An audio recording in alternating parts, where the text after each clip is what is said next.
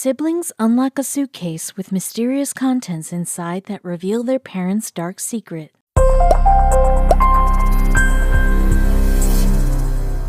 This story is of an old couple from the Netherlands who spent their entire life guarding a secret. The secret was kept in a red and rusty suitcase. The couple, namely Berend and Mimi, had 3 children, and surprisingly, none of them knew what was inside that suitcase. Every time they would ask their parents, they would dodge the question or even scold them. The suitcase was not meant to be opened. Though the siblings stayed away from the suitcase, they were very curious to know what it held, and finally one day they did open it. We all use suitcases while journeying from one place to another, but how many of us use it to keep a long-hidden secret? The couple Berend Boers and Mimi Dwinger from Netherlands had the darkest part of their lives concealed inside an old rusty suitcase. The couple had 3 children who grew up to be responsible and polite. No doubt the couple had given all the good attributes to their children. However, they never gave them the key to the suitcase that was lying in the storeroom for decades. No one could have ever imagined that the couple, who looked so close and warm from the outside, were all about secrets from the inside. Surprisingly, the couple never talked about the suitcase with their kids either. It was strange, as people usually share their secrets and heritage with their children, but the man or the woman never mentioned the suitcase to them, let alone given them a key.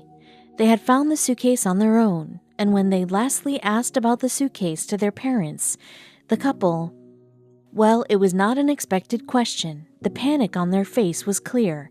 And then, instead of replying to their questions, the couple scolded them and told them not to touch the suitcase ever again. They never asked about the suitcase. However, the fear on the face of their parents had triggered curiosity among them. It was not that the couple was of a conservative mindset. In fact, they never stopped their children from taking their own decisions. They just had made one rule for them, which was not to unlock the suitcase ever. The kids, too, abide by the rules. They never forced their parents to tell them about the suitcase and the mysterious thing held inside it. However, it does not mean that they did not want to know. They would get the opportunity to open it up, but not so soon. The couple's son reminisces, "As children, we knew that there was a suitcase that we wouldn't touch. We weren't allowed to." They never heard their parents talking about the suitcase. It seemed as if the suitcase does not exist, but it was there, right there waiting for someone to open it up. One more thing that the siblings had noticed was that the couple never recalled their past in front of them. They knew nothing about their family, nor did they ever visit any relatives in their entire lifetime. Years went by, and Berend Boers, who had grown old, passed away in 1979 at the age of 61.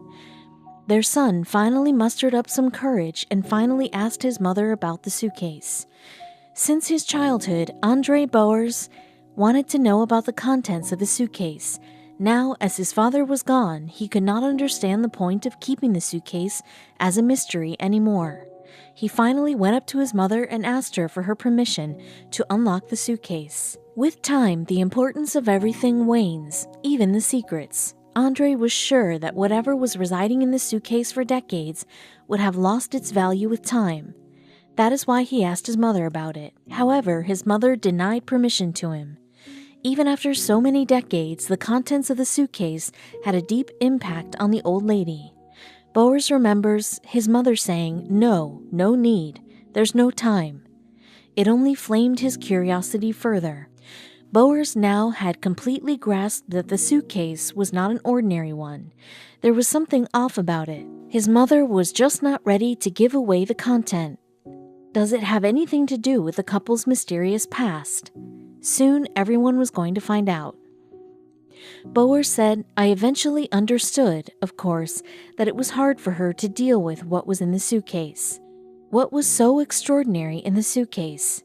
Even though he really wanted to, he could not unlock it. But that was not the only chance he got." Boers, too, did not know much about their parents' past. All he knew was that his parents first met each other in their childhood, as both of their families were in the same line of the textile business. At the age of 14, Berend took up an apprenticeship under Mimi's father.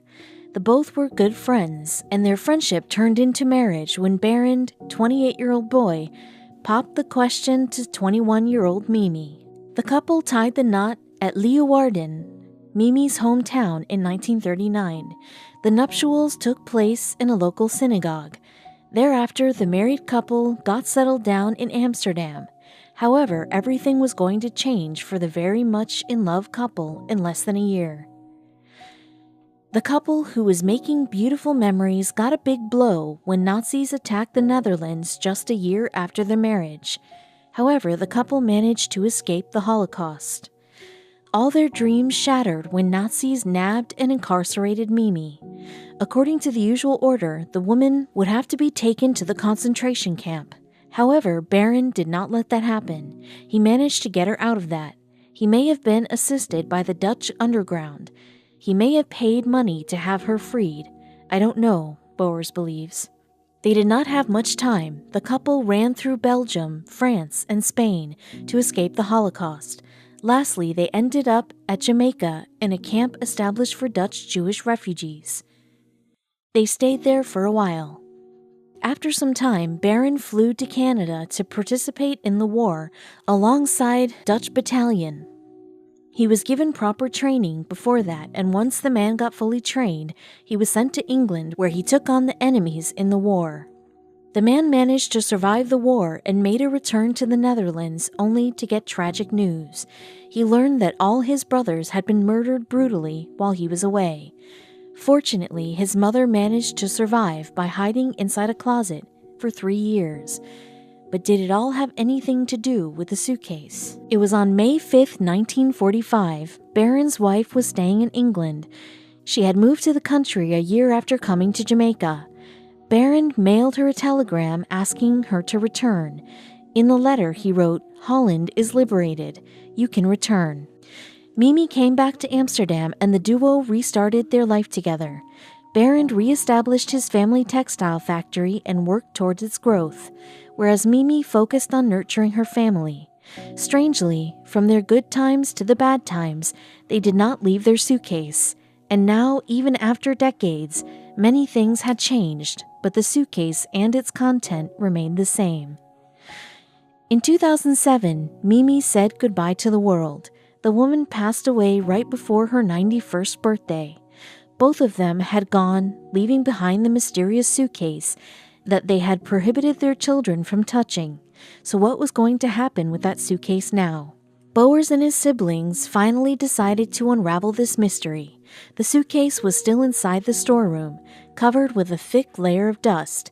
The suitcase was giving away its enigmatic vibes. They unlocked it and saw. No need to say the suitcase had a lot of things inside it. Both among them, there was one thing that made them drop whatever they were holding in their hands. Now it was very clear why their parents never spoke to them about the suitcase. To begin with, the suitcase was full of letters, records, and war medals, most probably earned by their father during his stint in the military. They put it out and went through each and everything. However, there was nothing in those documents or letters that needed to be kept a secret, but their doubts soon dissipated when they reached the bottom of the suitcase. Bowers remembers vividly on the bottom of the suitcase, "I found little boxes that had the name Kodak written on them. It was a video having April 18, 1939 scribbled on it. The video was 8 millimeters. What was it about? The siblings were soon going to figure it out." They inserted the video in their cassette player and pressed the play button. The video, despite being so old, ran smoothly. It featured a bride and a groom with a big crowd in a city hall and later in the synagogue. The film proceeds on showing the newlyweds indulged in celebrations involving their family and closest friends. The siblings could not understand who they were. They had never seen any of them in their life. But soon they began to recognize faces. The bride and the groom in the video were their parents. It was their wedding video. They had never seen this video. Surprisingly, their parents, too, never revealed that they actually had a wedding video. However, apart from their parents, no matter how much they tried, they could not figure out who was who in the video. Bowers responded, "I saw so many people in it that I didn't know, aunts and uncles that I couldn't identify. So this is why their parents kept it from their children, as the memories of the past were unbearable. Moreover, none of those in the video were living, so seeing the faces of gone loved ones must have been painful for the couple." Bowers revealed, "Most of the people that you see in this wedding movie were not alive a few years later. All of them were murdered in the camps. I never met them." The video indeed was precious and featured an important part of history, so he thought of sharing it to the world. He knew that his parents never wanted them to see the video, but at the same time, it was important for the world to see how a war initiated for territories and dominance took many lives and ruined families. Bowers said it was a highly emotional opportunity to see my grandparents, great-grandmother, uncles, aunties, and many others just a few years before most of them were murdered by the Nazis.